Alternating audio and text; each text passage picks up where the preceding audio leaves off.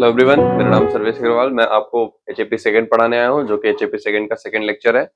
पिछले टॉपिक में हमने कवर अप किया था नर्वस सिस्टम का introduction, organization of nervous system, neuron, neuroglia, classification of and properties of nerve fibre, electrophysiology. यहाँ से हम आज का लेक्चर शुरू करेंगे। इलेक्ट्रोफिजियोलॉजी, उसमें पढ़ेंगे एक्शन पोटेंशियल कैसे वर्क करता है, नर्व इंपल्सेस जनरेट कैसे होते हैं, रिसेप्टर्स के बारे में पढ़ेंगे, कौन कौन से रिसेप्टर्स कहाँ प्रेजेंट होते हैं, सिनेपेज के बारे में पढ़ेंगे एंड न्यूरोट्रांसमीटर्स के बारे में पढ़ेंगे। आइए फिर चैप्टर पे जंप करते हैं यहाँ से। तो आज हम पढ़ेंगे इलेक्ट्रोफिजियोलॉजी ऑफ न्यूरॉन्स, जिसमें हम उसकी कंडक्टिविटी, उसका ट्रांसमिशन, ये सारी चीजें डीपली हम स्टडी करेंगे। सो यहाँ पे लिखा हुआ है, two most important functions of nerve cells are irritability and conductivity. Irritability is the property of neuron which it responds to stimulus and change into impulses. Irritability होती है जब वो प्रॉपर्टी होती है न्यूरॉन्स की जो कि स्टिमुलस को रिस्पॉन्ड करती है एंड उसको एक इम्पल्स में चेंज करती है। कंडक्टिविटी क्या होती है? Conductivity is a property of neuron by which transmit impulse to muscles and gland and other tissues. Conductivity भी एक प्रॉपर्टी होती है न्यूरॉन्स की, जो कि क्या करता है, जो मसल्स जो इम्पल्सेस होते हैं उनको ट्रांसमिट करता है to the muscles, glands and other neurons. अगर वो दूसरे न्यूरॉन्स में वो मैसेज ट्रांसफर करना है तो वो वहां पे उसको ट्रांसमिट करेगा। अगर उसको मसल्स के पास भेजना है वो मैसेज को, देन वो मसल्स को ट्रांसमिट करेगा। एंड अगर वो किसी ग्लैंड को मैसेज ट्रांसफर करना है तो वो ग्लैंड को मैसेज ट्रांसफर करेगा। Impulse transmission is a electrochemical event. जो इम्पल्स का ट्रांसमिशन होता है वो एक इलेक्ट्रोकेमिकल इवेंट होता है।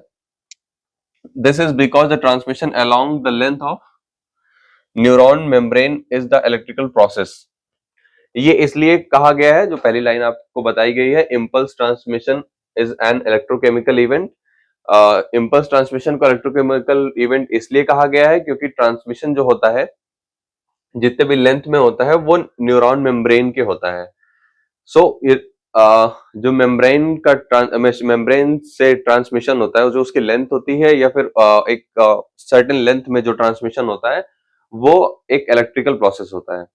However the stimulation of next neuron by neurotransmitter is the chemical process. जबकि जो स्टिमुलेशन होता है किसी अगले न्यूरॉन्स का बाय न्यूरोट्रांसमीटर, वो एक केमिकल प्रोसेस होता है। मतलब neurotransmitter to neurotransmitter is a chemical process, but neuron के किसी भी ट्रांसमिशन का जो न्यूरॉन के मेम्ब्रेन से जो ट्रांसमिशन होता है उसको बोलते हैं हम इलेक्ट्रिकल इम्पल्सेस, या फिर हम उसको ये बोलेंगे कि इलेक्ट्रोकेमिकल इवेंट होता है। Every neuron is in a conversation with several different neurons simultaneously. क्या होता है कि एक साथ सारे न्यूरॉन्स एक दूसरे के मतलब कांटेक्ट में होते हैं। अगर इन ले लैंग्वेज हम बोला जाए, कन्वर्सेशन मतलब एक दूसरे के बीच में ट्रांसमिशन चलता रहता है। जैसा कि वर्ड यहाँ पे यूज किया गया है कन्वर्सेशन। कन्वर्सेशन का एज सच वही डेफिनेशन है कि कन्वर्सेशन मतलब एक साथ एक दोनों एक दूसरे से बात करते रहते हैं। मतलब कोई मैसेज अगर आ रहा है तो वो उसको ट्रांसफर करेगा, वो उसको ट्रांसफर करेगा, ये दोनों के बीच में ट्रांसमिशन उस चीज का चलता रहता है। It sends as well as receive signal from other neurons. जैसा हमने पहले बताया, वो मैसेज रिसीव भी करता है सेम टाइम पे एंड मैसेज भेजता भी है। तो न्यूरॉन्स एक दूसरे से कनेक्टेड रहते हैं हमेशा एंड वो उनका ट्रांसमिशन चलता रहता है, सेंडिंग मैसेज और रिसीविंग मैसेज का। फिर उसके बाद हम पढ़ेंगे अगला टॉपिक। पिछले टॉपिक में मैं फिर से कवर कर दे रहा हूँ, इलेक्ट्रोफिजियोलॉजी ऑफ न्यूरॉन थे, जिसमें हमने पढ़ा कि कैसे काम करता है, क्या काम करता है और कैसे कैसे एक न्यूरॉन्स एक दूसरे से कनेक्टेड रहते हैं। अब उसका आगे हम पढ़ेंगे नर्व इम्पल्सेस के बारे में, जिसमें लिखा होगा जिसमें है इलेक्ट्रिकल सिग्नल्स इन न्यूरॉन। इसमें हम पढ़ेंगे कि इलेक्ट्रिकल सिग्नल कैसे रिस्पॉन्ड करते हैं, क्या होते हैं और कैसे काम करते हैं, क्या करते हैं, क्या होते हैं इलेक्ट्रिकल सिग्नल्स, वो तो हम पढ़ चुके हैं। इम्पल्सेस के बारे में जो हमने इलेक्ट्रोफिजियोलॉजी के इंट्रोडक्शन पार्ट में पढ़ा, अब हम यहाँ पे पढ़ेंगे कि वो वर्क कैसे करते हैं। सो यहाँ पे दिया हुआ neurons are the electrically excitable, they communicate with each other via the following two types of electrical signals. मतलब न्यूरॉन्स दो तरीके से एक दूसरे से कन्वर्सेशन करते हैं। पहला है ग्रेडेड पोटेंशियल से एंड दूसरा है एक्शन पोटेंशियल। ग्रेडेड पोटेंशियल क्या होता है? These are used for short distance communication. ये छोटे डिस्टेंस के लिए कम्युनिकेट करता है, मतलब एक ग्लैंड टू ग्लैंड और दो ऑर्गन्स के बीच का संपर्क है जिसमें ये चीज होती है कि वो काम दोनों कैसे करेंगे, या फिर उनका एक कोऑर्डिनेशन बैठाने के लिए ग्रेडेड पोटेंशियल का यूज किया जाता है। बाकी action potential, these are use for the both short and long distance communication. अगर दो न्यूरॉन्स को या बॉडी को किसी दो लंबे दूरी या शॉर्ट दूरी, मोस्टली जो यूज किया जाता है वो यूज होता है एक्शन पोटेंशियल। ये शॉर्ट डिस्टेंस के लिए भी होता है एंड लॉन्ग डिस्टेंस कम्युनिकेशन के लिए भी न्यूरॉन्स द्वारा यूज किया जाता है। Action potential with in a muscles fibre is termed as muscles action potential. अगर किसी भी मसल्स फाइबर में एक्शन पोटेंशियल हो रहा है देन उस चीज को बोला जाता है muscles action potential. while action potential within a neuron terms as nerve action potential। अगर वही चीज किसी न्यूरॉन्स में होती है, वही सारे एक्शन पोटेंशियल का काम, देन उसको नर्व एक्शन पोटेंशियल बोलते हैं। Graded and action potential occurs because the membrane of neuron contain many different kind of ion channel that open or close in response to the specific stimuli।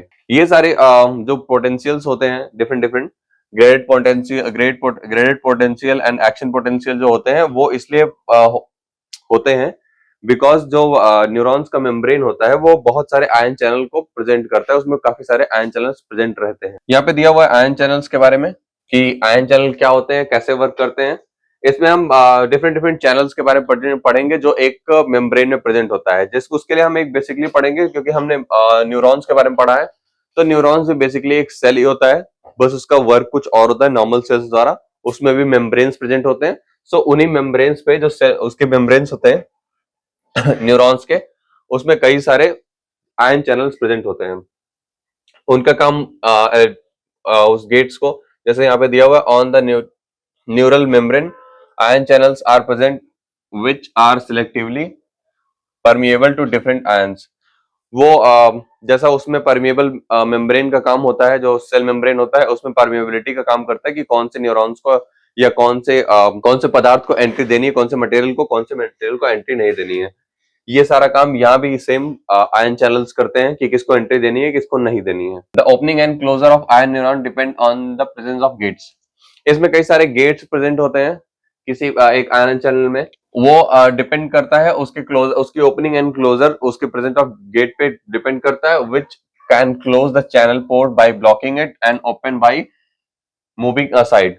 वो gets क्या होते हैं, जैसे gate normally gate होता है किसी भी room में एंटर करने का गेट होता है, वैसे सेम यहाँ पे भी एक गेट प्रेजेंट होता है। उसके जब उसको ओपन होना होता है तो वो मूव असाइड हो जाता है, यहाँ पे वो पोर्ट्स ओपन हो जाते हैं, एंड ब्लॉक जब करना होता है तो उसको बंद कर देता है, चैनल को वो गेट बंद कर देता है। So there are the 4 types of ion channel which electrical signal produced by neuron depends. ये 4 तरीके के मेन जो होते हैं आयन चैनल्स होते हैं जो कि प्रेजेंट रहते हैं इलेक्ट्रिकल सिग्नल्स को प्रोड्यूस करने के लिए या फिर उस चीज को ट्रांसमिट करने के लिए। लीकेज चैनल प्रेजेंट होता है, वोल्टेज गेटेड चैनल प्रेजेंट होता है, लिगेंड गेटेड चैनल प्रेजेंट होता है, मैकेनिकली गेटेड चैनल प्रेजेंट होता है।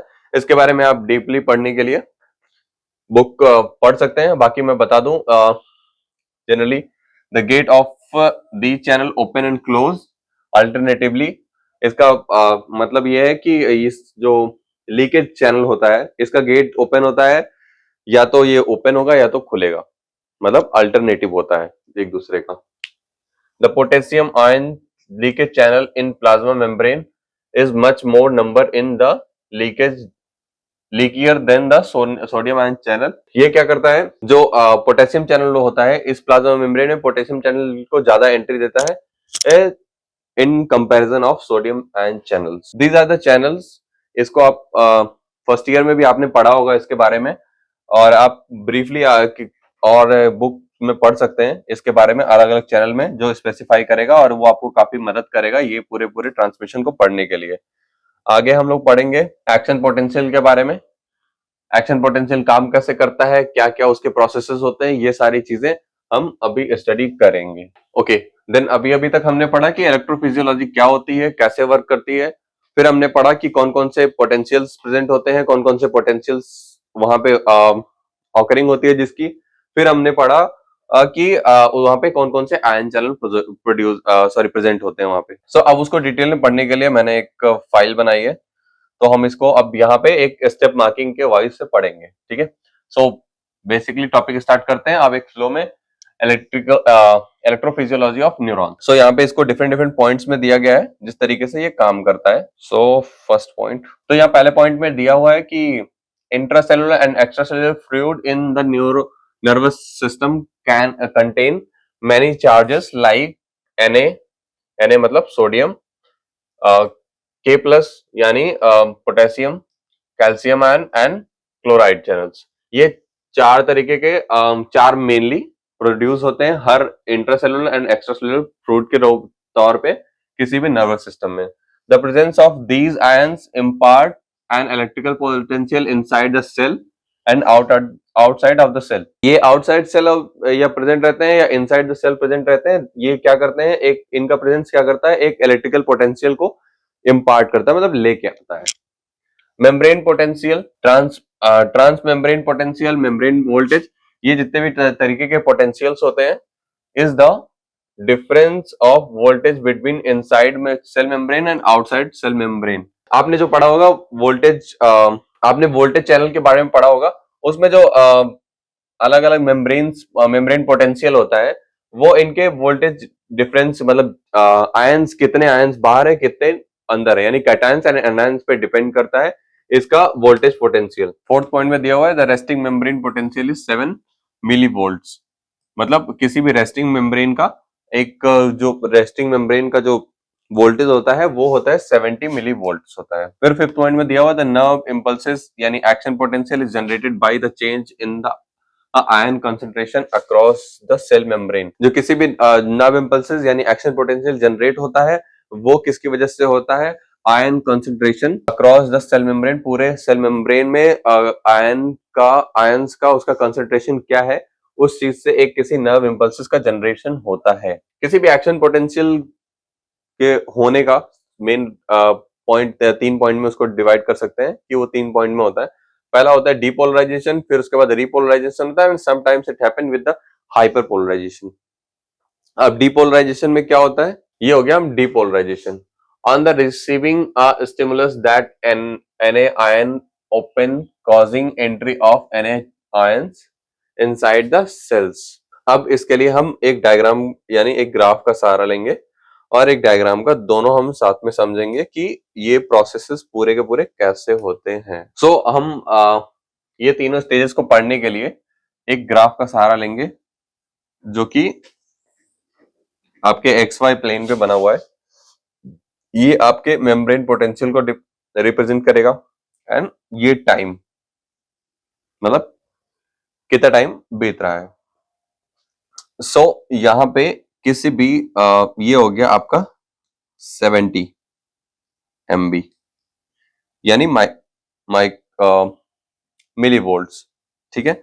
ये आपका अलग अलग, ये 70 मिली वोल्ट्स हो गया, ये 55 हो गया, ये 0 हो गया, ये हो गया आपका एक ग्राफ तैयार हो गया, ये हो गया +80। ये हो गया आपके मिली वोल्ट्स का और ये हो गया टाइमिंग का। लाइक टाइमिंग का स्लॉट भी कर सकते हैं 5 मिनट्स 10 मिनट्स, बट वो माइक्रो सेकेंड्स में ये सारे प्रोसेस होते हैं इसलिए टाइम को मेंशन नहीं करेंगे, ठीक है।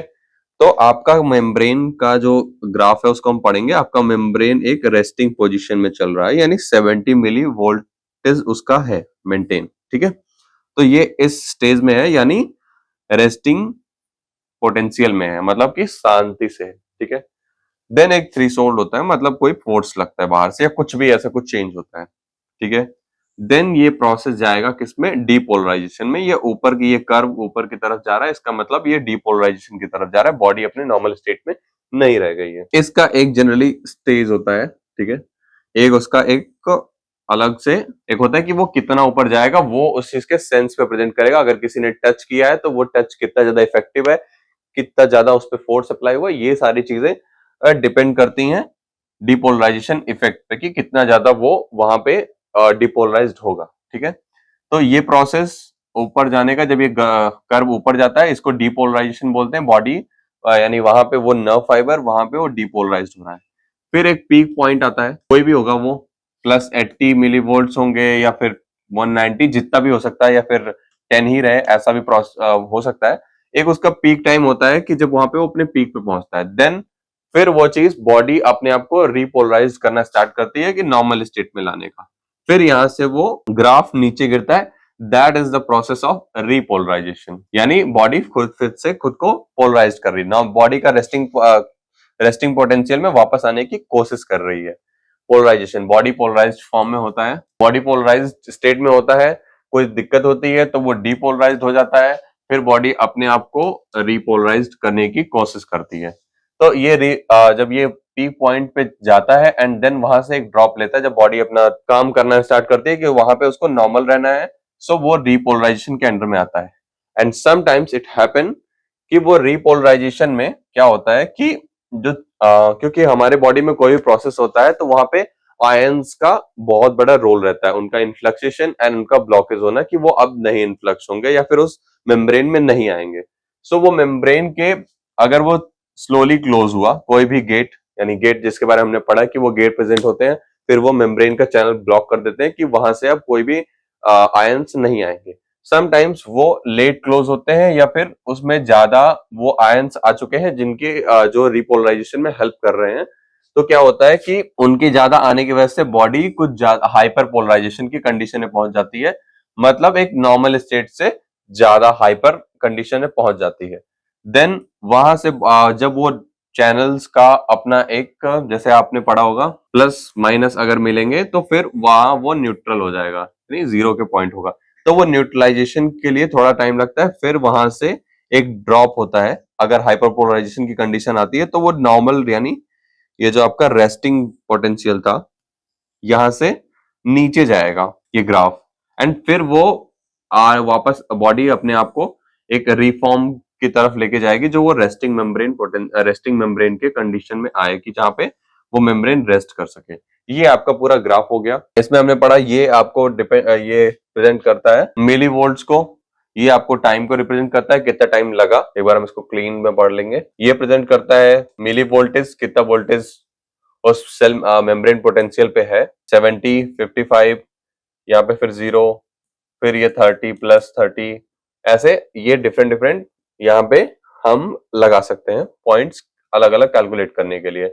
सो एक ये हो गया रेस्टिंग मेम्ब्रेन पोटेंशियल। कोई भी मेम्ब्रेन अगर है वो रेस्ट कंडीशन में एक थ्रेशोल्ड यानी कोई भी फोर्स लगता है तो ये डिपोलराइजेशन की कंडीशन में जाएगा, फिर उसका एक पीक टाइम आएगा, फिर वहां से वो ड्रॉप लेगा जिसको रिपोलराइजेशन बोलते हैं, मतलब बॉडी यहाँ पे खुद को फिक्स करने की कोशिश कर रही है।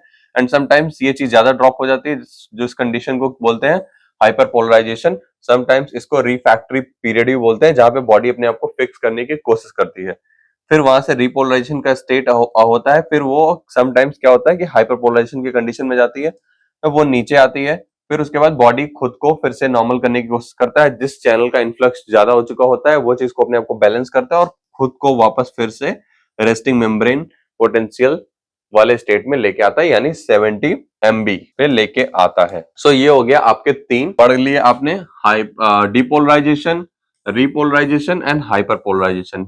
दीज आर द स्टेट्स जब जो कि एक्शन पोटेंशियल के दौरान बॉडी में होते हैं। अभी उसको हम ब्रीफ में जानेंगे, रेस्टिंग मेम्ब्रेन पोटेंशियल कैसे काम करता है और क्या होता है।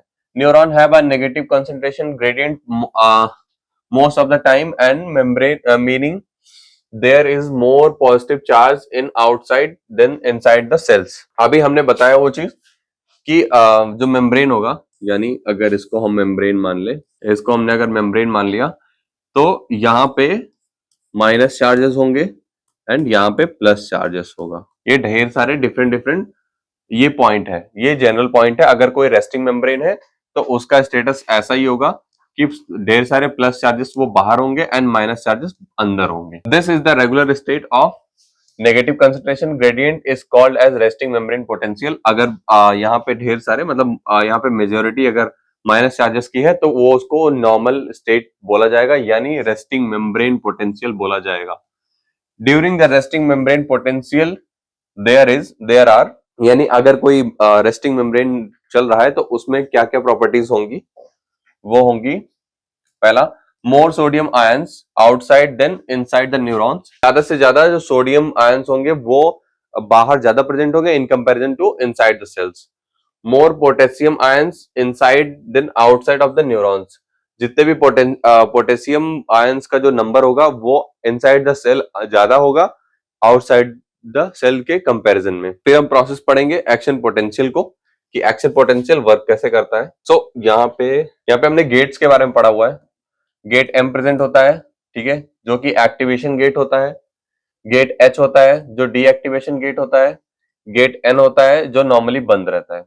इन तीनों गेट के बारे में पहले पढ़ लेते हैं, क्योंकि ये बहुत ज्यादा मेजर टॉपिक्स है कि उसकी वजह से, उसके ओपन होने की वजह से ही कोई भी आयन अंदर आता है उसके बंद होने की वजह से वो आयन बाहर अंदर नहीं आ पाता है।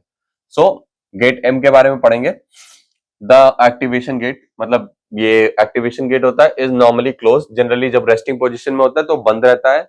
And open when cell start to get more positive, मतलब अगर कोई भी सेल्स वो पॉजिटिव आयन आना स्टार्ट होता है तो क्या होता है, ये गेट ओपन हो जाता है। गेट H क्या करता है, the deactivation gate is normally open, ये जनरली ओपन रहता है रेस्टिंग कंडीशन में भी।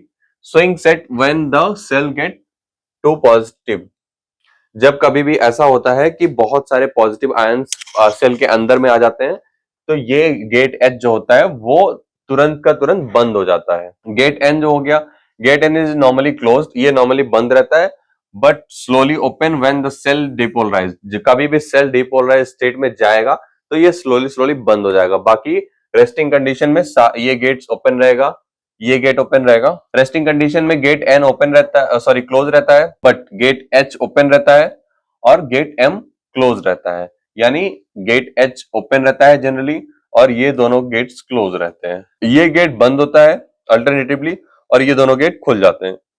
दीज आर द प्रोसेस जो कि एक्शन पोटेंशियल के टाइम पे होता है। अब इस मेम्ब्रेन के पूरे प्रोसेस को हम उसको डीपली समझेंगे बाय द डायग्राम। पूरे इलेक्ट्रोफिजियोलॉजी के प्रोसेस को समझने के लिए ये डायग्राम सबसे ज्यादा सफिशिएंट है और इसमें हमें सारी चीजें समझ में आ जाएंगी। आप लोग ध्यान से पढ़िएगा इसको। ये हो गया आपका न्यूरॉन का स्ट्रक्चर, जिसके मेम्ब्रेन के बारे में पढ़ेंगे। मेम्ब्रेन में एक्शन पोटेंशियल कैसे होता है, डिपोलराइजेशन कैसे होता है, रिपोलराइजेशन कैसे होता है एंड हाइपरपोलराइजेशन की स्टेट कब आती है। सो जनरली हमने जो पढ़ा मेम्ब्रेन के बारे में, बाहर में पॉजिटिव आयंस ज्यादा होते हैं, अंदर में नेगेटिव पॉइंट आयंस ज्यादा होते हैं। यहाँ पे बाहर में जो प्रेजेंट होता है वो सोडियम आयंस प्रेजेंट होते हैं मेजरली, और अंदर में पोटेशियम चैनल प्रेजेंट होता है मेजॉरिटी में। ये हमारा हो गया रेस्टिंग मेम्ब्रेन कंडीशंस, यानी एक नॉर्मल मेम्ब्रेन कैसा होगा वो, उसमें क्या होगा, 2-3 पॉइंट्स हैं। फिर से मैं समराइज कर दे रहा हूँ। माइनस यानी नेगेटिव चार्जेस अंदर में ज्यादा होंगे, इनसाइड इंट्रासेलुलर ज्यादा होंगे, एक्स्ट्रा सेलुलर में पॉजिटिव आयंस ज्यादा होंगे, ठीक है। अब यहाँ से हम चलते हैं डिपोलराइजेशन, जहां से इनिशिएट होता है, यानी एक स्टिमुलस कोई भी जनरेट होता है, फिर उससे जो एक डिपोलराइजेशन की स्टेट आना स्टार्ट होती है उस पॉइंट पे, जिसका पॉइंट है बी। ये पॉइंट है वो। यहाँ पे क्या होता है आपका, कोई भी सोडियम आयन वो मेम्ब्रेन के अंदर आना स्टार्ट होता है, मतलब यहाँ पे उसके बारे में दिया उसका description, stimulus change the permeability of membrane. कोई भी स्टिमुलस जनरेट होता है वो क्या करता है, जो मेम्ब्रेन की परमिएबिलिटी है उसको चेंज कर देता है, जिससे क्या होता है, sodium ion diffuse into the sales.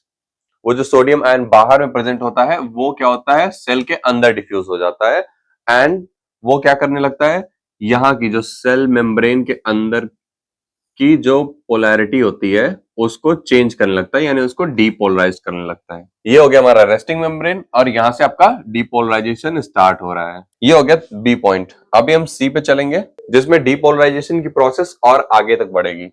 ये पोजीशन हो गया, यहाँ पे आ रहा है, इसके बारे में दिया गया depolarization and generation of action potential. यहाँ पे क्या हो रहा है, डीपोलराइजेशन होना स्टार्ट हो रहा है और एक्शन पोटेंशियल का जनरेट भी हो रहा है, जिसके बारे में लिखा हुआ है, if the stimulus is strong enough. अगर वो जो स्टिमुलस हुआ है यानी नर्व इम्पल्स से जो जनरेट हुआ है वो स्ट्रॉन्ग है, मतलब अच्छा खासा स्ट्रॉन्ग है, तो क्या होगा, depolarization reverses the membrane polarity. जिसमें क्या होगा, जो डीपोलराइजेशन होगा वो रिवर्स कर लेगा मेम्ब्रेन की पोलैरिटी को, यानी अगर वो पोलराइज कंडीशन में तो डीपोलराइजेशन के कंडीशन में चला जाएगा। एक्शन पोटेंशियल, उसके बाद क्या होगा, एक एक्शन पोटेंशियल इनिशिएट होगा यानी जनरेट होगा। फिर आते हैं, फिर अगले नेक्स्ट प्रोसेस में क्या होगा वो हम डी में पढ़ेंगे। इसमें क्या होगा, प्रोपगेशन ऑफ एक्शन पोटेंशियल। इसमें एक्शन पोटेंशियल, थर्ड में एक्शन पोटेंशियल जनरेट हो गया, इसमें उसका प्रोपगेशन होगा, जिसके डिस्क्रिप्शन के बारे में दिया हुआ है, polarization of first membrane causes permeability changes. Depolarization first membrane का वो कॉज क्या कर रहा है, परमिएबिलिटी चेंजेस कॉज करेगा, जो हम पहले पढ़ चुके हैं। इस मेम्ब्रेन में, and the event in B, यानी जो पहले वो डिपोलराइजेशन जहां से स्टार्ट हुआ था वो चीज फिर से होगा, यानी इन्फ्लक्स होता जाएगा। Thus the action potential propagate along the entire length of membrane। ये जो depolarization है, यानी यहां से सोडियम आयन आना स्टार्ट हुआ, अब ये यहां से कंटिन्यूअसली आता जा रहा है, तो क्या हो रहा है, यहाँ पे प्लस चार्जेस बढ़ते जा रहे हैं, यानी प्लस चार्जेस नेगेटिव चार्जेस को खत्म करते जा रहे हैं और ये चीज बढ़ता जा रहा है, यानी प्लस आयंस इस मेम्ब्रेन में बढ़ते जा रहे हैं, उसमें प्रोपगेशन हो गया। उसके बाद ये प्रोसेस हुआ, उसके बाद क्या होगा, यहाँ पे ये चैनल, ये हो गया नॉर्मल प्रोसेस, ठीक है, यहां से ये चीज बढ़ेगा, यानी डिपोलराइजेशन बढ़ेगा। फिर एक जो प्रोसेस हमने पढ़ा था कि किसी भी ग्राफ का एक पीक पॉइंट होगा, वहां से फिर रिपोलराइज बॉडी अपने आप को रिपोलराइज करना स्टार्ट करेगी, देन वो रिपोलराइजेशन वाला स्टेट आता है ई में, यानी डायग्राम ई में, जिसमें क्या होता है कि रिपोलराइजेशन होता है। इसमें क्या होता है, potassium ion diffuse into the cells membrane permeability. अब इसमें क्या होता है, जनरली डिपोलराइजेशन में क्या होता है, सोडियम आयन अंदर आता है, ठीक है, अंदर आना स्टार्ट हो जाता है। अब उसको हम रिपोलराइज करने के लिए क्या करेंगे, जो पोटेशियम प्रेजेंट होता है, ये भी प्लस चार्ज होता है इसका, इसको हम क्या करेंगे, इसको ये बॉडी क्या करेगा, इसको डिफ्यूज आउट करना स्टार्ट करेगा, यानी उसको बाहर डालना स्टार्ट करेगा। फिर यहां से, यानी ये चीज आपका प्रोसेस हो रहा है, इधर Na प्लस प्रेजेंट है और इधर पोटेशियम प्लस भी प्रेजेंट है। अभी इस चीज के कंसंट्रेशन को कम करने के लिए, यहाँ की पॉजिटिविटी को कम करने के लिए क्या करेंगे, इधर जो नॉर्मल स्टेट में पोटेशियम प्रेजेंट है उसको हम बाहर डंप करना स्टार्ट करेंगे। देन क्या होगा, potassium ion diffuse out of the cells as membrane permeability. क्या करेगा, सेल अपनी परमिएबिलिटी को मेंटेन करने के लिए क्या करेगा, पोटेशियम आयन जो है उनको डिफ्यूज आउट करेगा, यानी बाहर की तरफ एक्सक्रीट करेगा। फिर क्या करेगा, restoring the negative energy and the inner side of membrane, यानी जो नॉर्मल स्टेट होता है कि जो नेगेटिव एनर्जी, नॉर्मल स्टेट में नेगेटिव एनर्जी ज्यादा होती है, वो नॉर्मल एनर्जी को फिर से बैलेंस करने के लिए वो कोशिश करेगा मेम्ब्रेन उसको रिस्टोर करने की, and the positive charges on outside, वो क्या करेगा कि बाहर में आउटसाइड को प्रेजेंट करने की कोशिश करेगा और अंदर में नेगेटिव आयंस को, जो कि उसका नॉर्मल स्टेट है। यानी रिपोलराइजेशन ये हुआ कि बॉडी वो मेम्ब्रेन खुद को अपने नॉर्मल स्टेट में लाने की कोशिश कर रहा है एक एक्सीडेंटल इवेंट होने के बाद। Repolarization occurs in the same direction as depolarization. Repolarization भी वैसे होता है जैसे डिपोलराइजेशन होता है, बस उसका टोटली अपोजिट होता है। इसमें उसमें क्या होता है कि सोडियम आयंस अंदर आते हैं और इसमें क्या होता है, पोटेशियम आयंस बाहर जाते हैं। बाकी सारे प्रोसेस वैसे ही होते हैं, उतने ही, यानी जैसा हमने डायग्राम ग्राफ में पढ़ा हुआ था, वो कर्व ऊपर जाती है और जितना ही ऊपर जाएगा उतना ही नीचे आएगा। मतलब ये डिपोलराइजेशन अगर है तो रिपोलराइजेशन भी वैसा ही होगा, बट वो चीज एक अपोजिट सेंस या अपोजिट डायरेक्शन में होगा। फिर उसके बाद restoration of ionic concentration via sodium potassium pump. ये कंडीशन है रिस्टोरेशन का, किसी भी आयनिक कंसंट्रेशन, यानी जो आयन का कंसंट्रेशन बना के रखना है प्लस माइनस बाहर और एक्स्ट्रा सेलुलर और इंट्रासेलुलर में जो उसका बैलेंस होता है, उसको बनाने के लिए क्या होता है, the ionic condition of resting state are restored by later activities of the sodium potassium pump. Sodium potassium pump जो होता है उससे क्या करते हैं, जो रेस्टिंग स्टेट होता है उसको रिस्टोर कर देते हैं फिर से, कि सारी मतलब ये जब प्रोसेस कंप्लीट हो जाता है, यानी पोटेशियम जब बाहर चला गया, सोडियम अंदर आ गया, ये सारे प्रोसेसेस जब होते हैं तो बॉडी एक अपने आप को वो चीज को रीसेट करती है कि रेस्टिंग स्टेट में आ गया है कि नहीं आ गया है। अगर आया है, क्योंकि एक कंडीशन ये भी होता है कि जब रिपोलराइज वाली स्टेट होती है, जब कोई भी सेल्स रिपोलराइजेशन वाले में जाता है, देन वो समटाइम्स क्या होता है, हाइपर पोलराइजेशन में पहुंच जाता है। उस टाइम पे क्या होता है, बॉडी खुद को एक टाइम पे रीचेक करती है, रिस्टोरेशन करती है, किस चीज का, सोडियम पोटेशियम पंप के द्वारा अपने आयनिक कंसंट्रेशन को फिर से चेक करती है कि वो बैलेंस है कि नहीं। अगर वो बैलेंस्ड होता है तो ठीक है, नहीं होता है तो वो उस चीज को फिर से रेस्टिंग मेम्ब्रेन यानी 70 मिली वोल्ट पे उस चीज का उस मेम्ब्रेन का वोल्टेज लाने की कोशिश करती है। ये टोटल हो गया आपका पोलराइजेशन, डिपोलराइजेशन और क्यों होता है, कैसे होता है, पूरा एक्शन पोटेंशियल यहाँ पे मैंने आपको अच्छे से समझा दिया है कि कैसे कैसे कौन सा होता है। अब एक समराइज्ड फॉर्म में जानेंगे कि एक्शन पोटेंशियल एक्चुअल में क्या होता है और कैसे वर्क करता है। रेस्टिंग मेम्ब्रेन पोटेंशियल हम जान चुके हैं पहले ही, आप एक बार फिर से हम देख लेते हैं। रेस्टिंग मेम्ब्रेन पोटेंशियल मैंने पहले ही बता दिया है कि उसमें क्या होता है कि सोडियम आयंस जो होते हैं मोस्टली बाहर होते हैं और मेजोरिटी में, और पोटेशियम आयंस जो होते हैं वो इनसाइड द सेल प्रेजेंट होते हैं न्यूरॉन्स में। फिर आते हैं हम एक्शन पोटेंशियल पे। Action potential those electrical impulses that send signal around your body. Action potentials वो होते हैं जो इलेक्ट्रिकल इम्पल्सेस को सेंड करते हैं सिग्नल्स में पूरी बॉडी में। Are nothing more than the temporary shift, यानी वो एक तरह का टेम्परेरी शिफ्ट होता है नेगेटिव टू पॉजिटिव, मतलब इम्पल्स का ट्रांसमिशन होता है action potential in the neurons, यानी न्यूरॉन्स में न्यूरॉन मेम्ब्रेन पोटेंशियल में caused by ion suddenly flowing in out and, मतलब जो वो प्रोसेस आपने पढ़ा डीपोलराइजेशन रिपोलराइजेशन, ये सारे प्रोसेस की वजह से ही एक्शन पोटेंशियल जनरेट होता है। ये एक टेम्परेरी शिफ्टिंग है बॉडी में जो होता है ट्रांसमिशन के दौरान या फिर किसी इम्पल्स जनरेशन के दौरान, जो भी तरीके की चीजें होती हैं उसमें ये एक तरीके का इवेंट है। एक्शन पोटेंशियल एक तरीके का इवेंट है जो कि टेम्परेरी होता है बॉडी में शिफ्टिंग के दौरान, जब वो कोई मैसेज ट्रांसमिट होता है आता है या इम्पल्स जनरेशन होता है, इन सब दौरान पे एक एक्शन पोटेंशियल जनरेट होता है। आगे इसमें लिखा हुआ during the resting state before the action potential occurs, मतलब कोई भी जब कोई भी मेम्ब्रेन यानी न्यूरॉन का मेम्ब्रेन रेस्टिंग पोजीशन में होता है, कोई भी एक्शन पोटेंशियल जनरेट होने से पहले all the gate of sodium and potassium channel are closed. जितने भी सोडियम और पोटेशियम चैनल जितने भी गेट्स होते हैं जो कि सोडियम और पोटेशियम चैनल को एंट्री देते हैं या एग्जिट देते हैं, वो सारे के सारे बंद रहते हैं। These gated channel are different from leakage channel, मतलब जो लीकेज चैनल होता है उससे ये डिफरेंट होते हैं। Only open once at action potential has been triggered, जब भी कोई एक्शन पोटेंशियल ट्रिगर होता है तभी ये गेट्स ओपन होते हैं, नहीं तो ये बंद रहते हैं। We say these channels are voltage gated, हमने जो पहले भी पढ़ा एक तरीके का गेट होता है वो वोल्टेज गेट होता है, because they are open and close depend on the voltage differences. मतलब जिस तरीके का हमने बताया कि रेस्टिंग मेम्ब्रेन का वोल्टेज होता है 70 मिली वोल्ट, ये इस चीज का ये भी जब कभी ऊपर होता है या नीचे होता है ये वोल्टेज, इस वोल्टेज में भी कोई एबनॉर्मेलिटी आती है तभी ये जो वोल्टेज गेटेड होते हैं तभी ये ओपन एंड क्लोज होते हैं। Voltage gated sodium channel have two gated, gate M and H, while the potassium channel has only one gate N। तो यहाँ पे जो गेट हमने पहले पढ़ा था गेट M और गेट H, ये होता है, इसमें क्या होता है सोडियम चैनल्स, यानी इसमें सोडियम चैनल इन्फ्लक्सेशन होती है। जो गेट N होता है इससे क्या होता है कि ये गेट H होता सॉरी ये पोटेशियम चैनल का होता है, जो पोटेशियम चैनल जब बाहर होता है, बाहर होना होता है तो ये गेट N खुलता है। जनरल के तौर पे मैं आपको बता दूं कि अभी ये दोनों गेट जो होते हैं, ये दोनों गेट जो प्रेजेंट होते हैं गेट M एंड H, ये क्या करते हैं सोडियम आयंस को एंट्री देते हैं, एंड गेट N जो होता है ये क्या करता है पोटेशियम चैनल को यानी K प्लस को एग्जिट देता है।